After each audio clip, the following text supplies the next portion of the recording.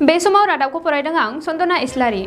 दिनै एसटी जन Bosco school Patgaon फोरोंगिरिफोरा 2020 आरो 21 मायथाइयाव थाखो 10 फरायसाफोर उथ्रिसारनो हानायफोरनो एसटी जन बस्को स्कुल पाटगावआ ग्रेजुएशन डे हाबाफारि लादों।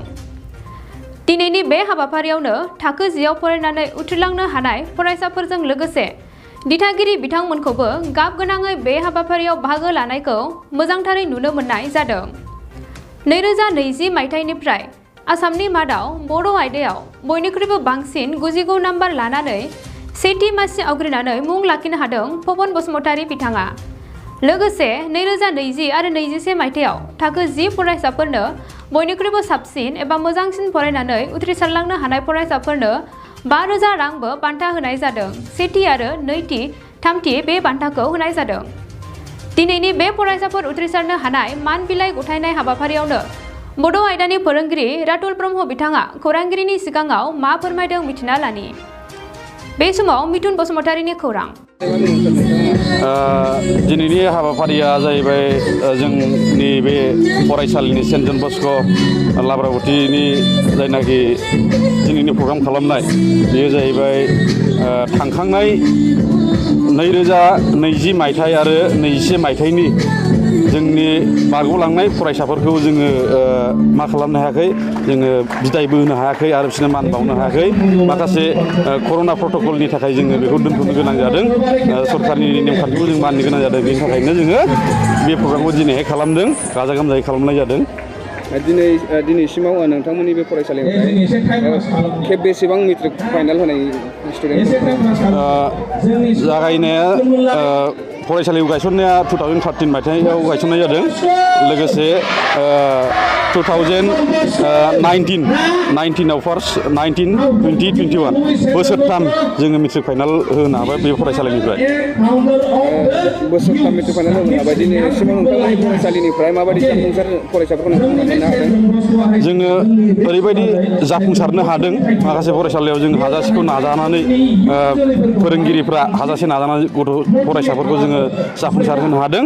जाफुंसारनायनि गेजेरजों जोङो थांनाय 2020 मायथाइयाव इंलिश मिडियामनि सासे फरायसा जानानैबाबो बर' साबजेक्टआव अल आसाम टपार लानो हादों।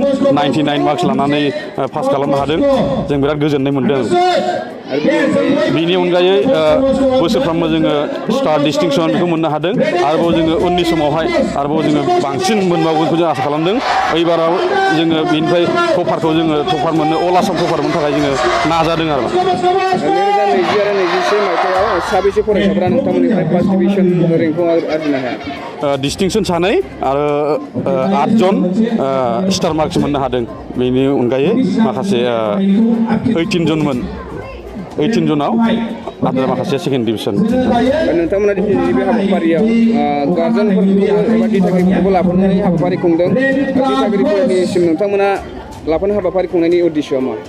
दिथागिरिफोरखौ लाफानायनि मेन उद्देश्यआ जाहैबाय जाहाथे माखासे गार्जेनफोराबो बिसोरनि बरायनाय आरो गावसोरबो मान बावफानो मोनफानाय बैखौ लानानै जाहाथे बिसोरबो थुलुंगाखाङो। गावनि फिसाफोरखौ गथ'फोरखौबो जाहाथे मोजां जोथोन लायो। जोंबो जोथोन लागोन, फोरोंगिरिफ्राबो जोथोन लागोन आरो बेजों लोगोसे गार्जेनफ्राबो जाहाथे जोथोन लानानै जोंजों समान समान हेफाजाब होफायो फरायसानि रोंनायाव। बेनि थाखायनो जोङो गार्जेनफोरखौबो लाफानानै दिनै बेवहाय बे प्रग्रामखौ खालामनाय जादों। इयुनाव सासे फरायसाखौ जोङो मोजां जाजानो लुबैयो। मानोना जों सासे फोरोंगिरिनि हाबायानो जाहैबाय सासे गथ'खौ जों मोजां खालामलांनाय। सासे गथ'आ इयुनाव माबोरै थांनानै थालांगोन बेखौ खालामलांनायानो जोंनि फोरोंगिरिफोरनि गुबै थांखि। फंबाय, नोङो नैरोजानिफ्राय बर' आयदायाव सेथि मासि आसामनि गेजेराव सेथि मासि आवग्रिनो हादों। माबायदि मोनदों गोसोआव फंबाय नोङो? औ, मोजां मोनदोंमोन गोसोआव। थारमाने आं सिगाङाव खनसे रिजाल्ट देयाव आरो बिमाया बिदिनो फन हरना खोन्थाहरबाय, माथो बर'आव नों बिदि टप बिदि होनगुलायनायाव आं सिगाङाव मा ओरैनो जानला मोनला होनदों ना मादों बिदि नंगुलायबाय। ओमफ्राय उनाव बिदिनो बयबो होनजोबनानै मोनथिबाय। ओमफ्राय नोगोर थारमाने नंगौना नङा बिदिसो मोनगासिनोमोन आं गोसोआ। थारमाने माबायदि फरायामोन नोंथाङा बिनि सिगां? फरायनाया नर्मेल, थारमाने माबायदि फरायो बिदिनो एकदम स्पेसियेल बिदि फरायाखै। माबायदि फरायोमोन बिदिनो फरायबाय आरो। नर्मेलाव फरायब्लाबो नोङो थारमाने अल आसाम टपार जानो हादों बर' साबजेक्टखौ। माबोरै बुंनो हायो नोंथाङा? औ, बुंनो थाङोबा कुइसना एफा गोरा नङामोन आं गासिबो मानिल' नङा हार्डवार्कनिल' नङा लाकनिबो खोथा थायो आं नंगौखौनो बुंबाय इयुन समाव नों मा जाहैनो सानदों आरो माबायदि लांगासिनो दं नोंनि फरायनायखौ आंथ' दा बर' साबजेक्ट लायासै साइन्स स्ट्रिम लाबाय बाव अल्टारनेटिभ इंलिससो लानाय जाबाय आं होमबाबो फरायलांगासिनो बाव आं बाय'खौ बांसिन मोजां मोनो बाय'लजिखौ आरो दा नोंनि जिउनि थांखिया मा नों जाहैगोन डक्टर फरायलांनो गोसो दं आं नोंदि डक्टर फरायनो गोसो जादों नोंथांनि न'खरनिफ्राय माबायदि हेफाजाब होयो नोंखौ न'खरनिफ्राय जेबो प्रब्लेम गैया हेफाजाब होजोबगोन फरायनायाव जेसेबां नांगौ होजोबगोन बिमा बिफायाथ' दिनैनि गेजेराव थांनाय 2020 मायथाइयाव नोंथाङा फनखौ मा खावलायनो सानो नोंनि फंबाय बिनानाव फरायसाफोरखौ गासिबो हार्डवार्कल' नंजोबा लाकआबो माबा थायो नोंनि फंबायफोर फरायनायनि सायाव बिदिनो गोसो होनानै फरायो ओमफ्राय बुजिनांगौ आरो माबाखौ ओरैनो मुखास्थ' लानानै जाया आरो मास्टार मोजां बिदिनो आरो नों माबाया मोजांबा जाखायो मोनखायो गोरलै गोराथ' नङा जेबो ओरैनो मेट्रिकआलाय मा फरायोब्ला